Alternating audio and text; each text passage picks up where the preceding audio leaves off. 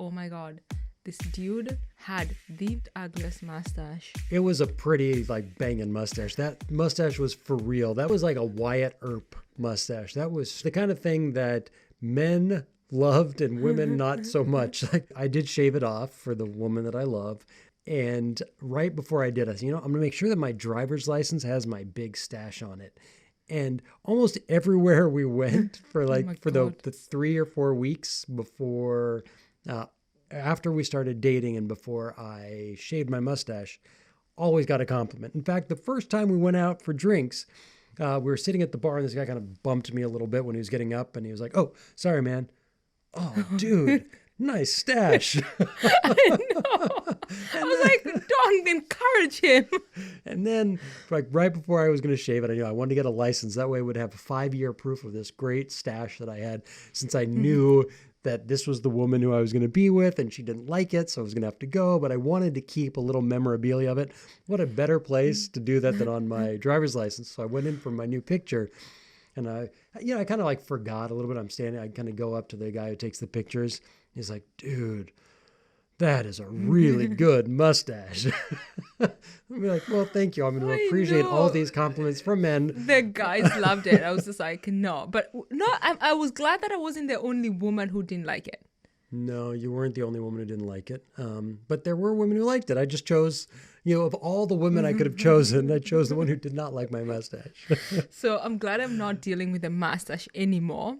But I actually do like the way now you dress, The way I dress my face?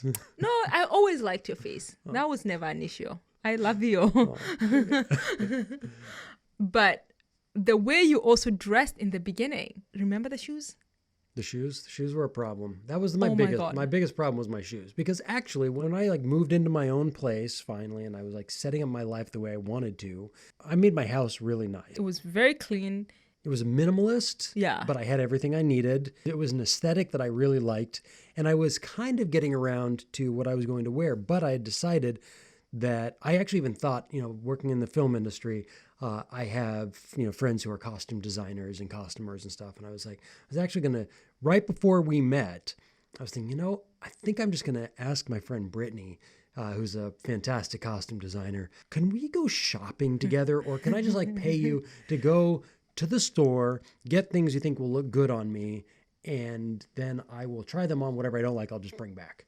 Because that's what we do when we're making a movie, right? Just she'll go and she'll get a ton of costumes and wardrobe, and she goes all over the place, and you buy them, and then you try them on your actors, you see what works, show it to the director, all that kind of stuff. You kind of get a feel. And so I was like, I need to do that for me, because every time I go in, it's not only what you have on its own, but how is it going to look on you? How does it match with other things that you wear? And honestly, part of my lack of having a good style was that I didn't really have the time or the energy to go through that learning curve, right? Because knowing how to dress nicely is a learning curve. And so for me, it was every time I went to the store, I would get overwhelmed because I wasn't quite sure and it wasn't a skill I wanted to hone. So instead of that, I was I need to find a woman who can make me dress nicer. And you were just, as soon as I made that decision, you were the next woman I came across. I was like, oh, she'll make me look nice. I think I'll shack up with her for the rest of my life. Oh my God. So you're with me so I can help you buy your clothes. So you can help my clothes look good. Help my wardrobe. That's. I am so happy to have the honor of buying your clothes, because I am so happy that you do not wear the shoes that you had. But I will say that if we're talking about even if you look at the different stages in the relationships, one of those is when can you say something? When can you kind of, ease into that? Because you can't on the first date say, you know what? I like you a lot, but we got to do something about this whole get up. No. It's not at that stage. I think it has to be you have to be in a relationship where it's kind of a couple months in, I would say. There's a stage in the relationship where you're feel more comfortable into being So I think you even said this, you're such a good looking guy. I want you to have really nice looking shoes. And you know what? Now, rather than feeling like you had criticized my terrible choice in shoes, you were elevating my entire appearance by suggesting that I deserve to have really nice boots. And so what did we do? We went out and bought really nice boots. You know, one Two thing pair. we know one thing I learned from my grandmother is about how you can say the same words, but with a different tone of voice, it's something different. So rather than sounding like like I'm criticizing you, I can use the same word, but from a place of love, and you hear it from a place of love. You need new shoes, or you need new shoes. Like you are a good looking, good looking guy. You work hard.